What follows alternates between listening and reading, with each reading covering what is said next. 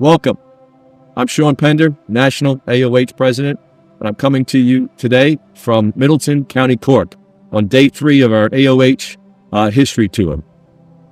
Today, we are here to recognize the offerings of the Choctaw Nation in 1847 to the Irish people.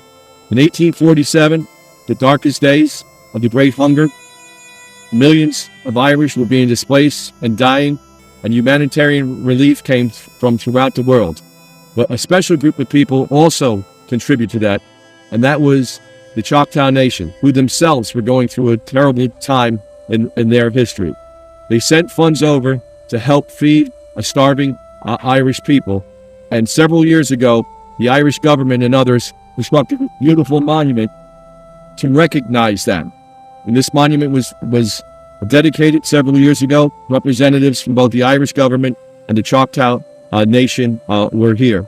And today on our trip, I'm very proud to have Pat Harkin, who is a at-large member from Oklahoma.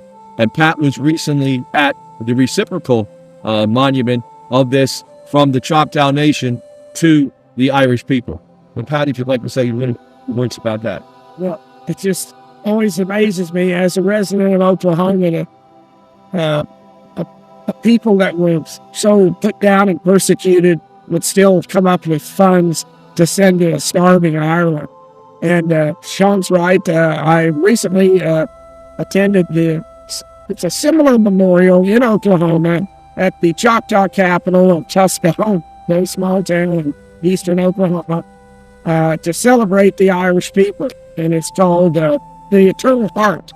And it's a Celtic symbol in Tuscaloosa, dedicated to the Irish people, who was attended last year and dedicated by representatives from Ireland. And I'm glad to be here and glad to witness this. Thank you.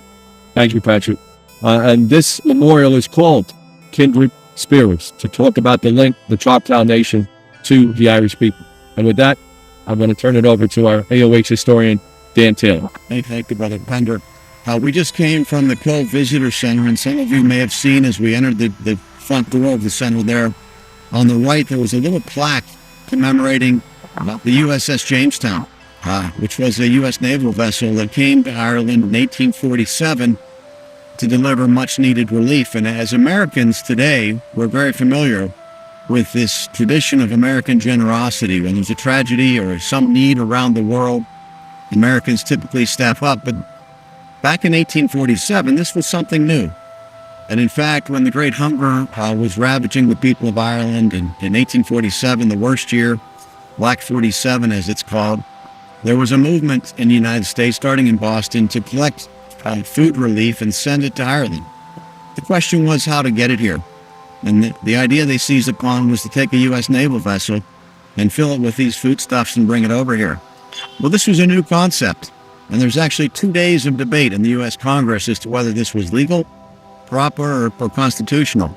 And in the end, they took this naval vessel and filled it with what was the beginning of the American relief effort here to Ireland. So fascinating, sort of the beginning of that tradition of American generosity. As Hibernians who understand this history, and as Americans who are familiar with this tradition of generosity, that background informs our work with our Hibernian Hunger Project, where we seek to feed the hungry.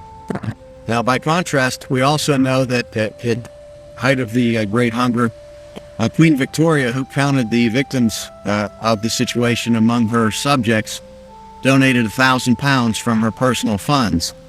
And there's also the much debated story among historians of the Ottoman Sultan, who pledged £10,000, and then through diplomatic channels was convinced to reduce that donation because he didn't want to show up Queen Victoria.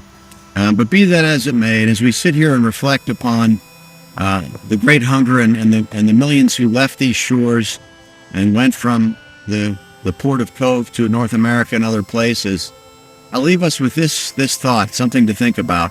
We've come through some quaint villages and little towns. We've had great hospitality as we've been there.